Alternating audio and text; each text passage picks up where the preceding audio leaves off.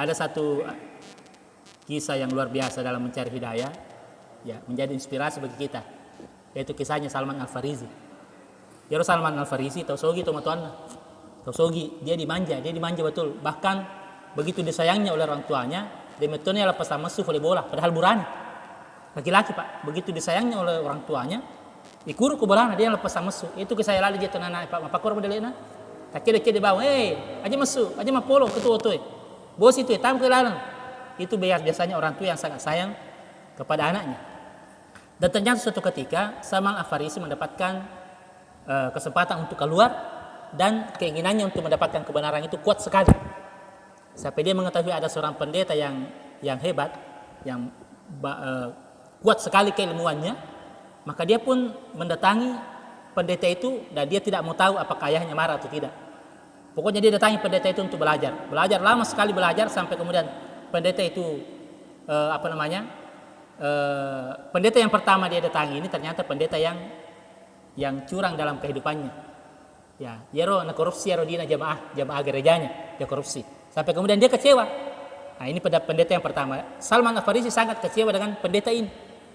Ya, karena korupsi dengan uang jamaah. Kemudian dia pun meninggalkan pendeta itu dan mencari pendeta yang lain. Akhirnya dia mendapatkan pendeta yang lurus dan sangat tinggi keilmuannya. Belajar dengan waktu yang sangat lama, sehingga ketika pendeta ini hendak meninggal dunia, Salman Al-Farisi pun mengatakan, kalau engkau meninggal dunia, kira-kira kemana lagi saya harus belajar?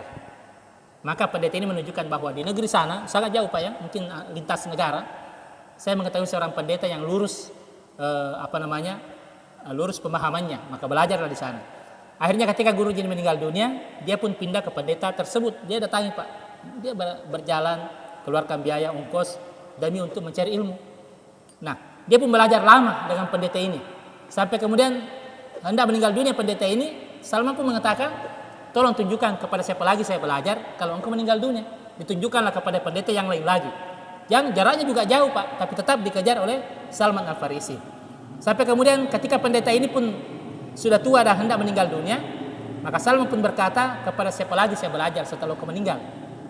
Pendeta ini mengatakan, saya tidak tahu lagi apakah ada pendeta yang pemahamannya bagus seperti pemahamanku. Karena banyak pendeta dahulu Pak yang melencengkan itu yang namanya kitab-kitab Allah Subhanahu wa taala. Dia merubah kitab-kitab Allah. Dia dah gak nasa wisa pendeta, melempuh nasa pemahamannya. Kecuali nasa sebenarnya akan datang seorang rasul nanti yang terakhir, yang dia muncul dari suatu tempat atau dari suatu kampung yang banyak pohon kurmanya. Ya bang medalak naronang pemberitahuan nera pendeta makada sebenarnya itu engkau atau nabi terakhir yang diberitakan oleh kitab Injil, kitab Taurat, semua memberitakan akan ada nabi yang terakhir yang akan muncul dari sebuah tempat yang banyak pohon kurmanya. Itu jin. Maka Salman pun meninggalkan gurunya, ya, yang sudah meninggal dunia, ditinggalkan tempatnya. Lalu dia berpikir bagaimana cara bisa ketemu dengan kampung itu yang ciri-cirinya banyak pohon kurmanya. Tiba-tiba dia di perjalanan ketemu dengan kafilah dagang yang berasal dari Arab. Nah, kau tenani maka datang mapak kue, melok aja kasih di kampung mega pohon kurmana. Maka kafilah ini pun bersiap untuk mengantarkannya. Karena kenapa? Salman Al-Farisi memberikannya harta yang banyak. Alamana seorang peraku yang penting, mufaletu karena sekor kampungnya. Ternyata Pak, di tengah perjalanan Salman ini dijual sebagai budak. Dibahalui kasih Salman Al-Farisi, dijual sebagai budak. Akhirnya dia pun bekerja menjadi seorang budak kepada seorang Yahudi. Ternyata di sekitar Madinah gitu.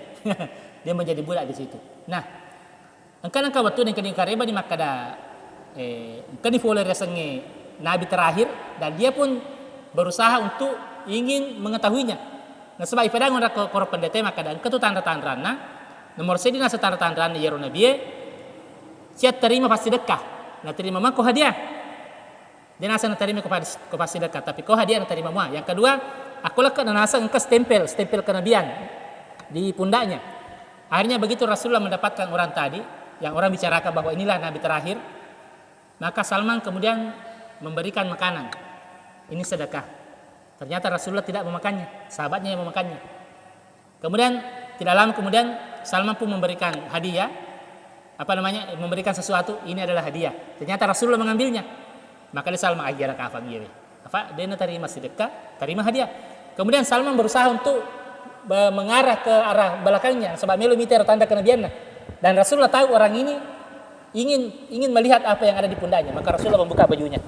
Nah, ini tadi Salman, malah ini kesimpulan Salman, maka wah inilah nabi yang terakhir yang selama ini saya cari.